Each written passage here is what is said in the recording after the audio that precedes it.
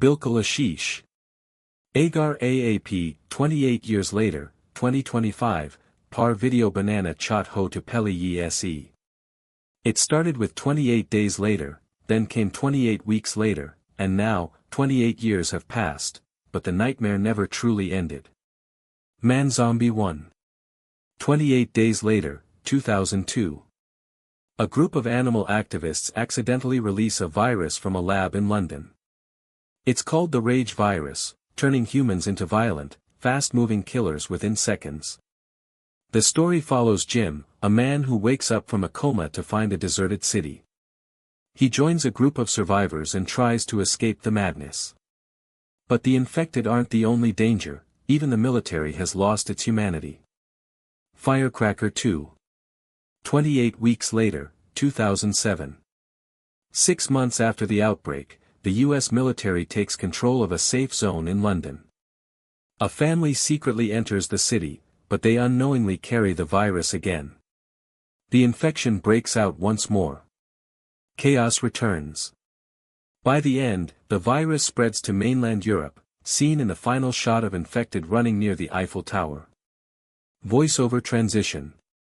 And now. 28 years have passed. The world is not healed. The virus has changed. And what remains, is fear. 28 years later, 2025, full summary. The movie begins in a dark, lockdown zone in Eastern Europe. People believe the Rage virus is long gone, just a dark chapter in history. But the virus has mutated, and an accident in a research camp triggers a new outbreak, one far more aggressive than before.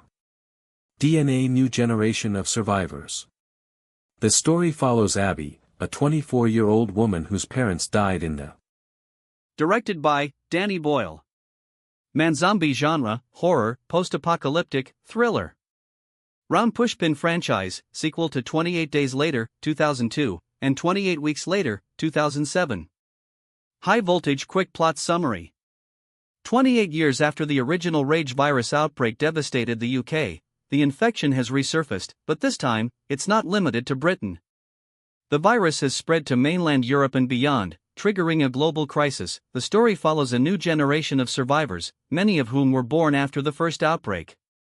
They have only heard stories about the infected until it hits their city. Brain main storyline. The film opens in a desolate urban zone in Europe where scientists are trying to contain a suspected outbreak. A mistake leads to the virus spreading once again, and this time it's mutated, making the infected more violent and harder to kill.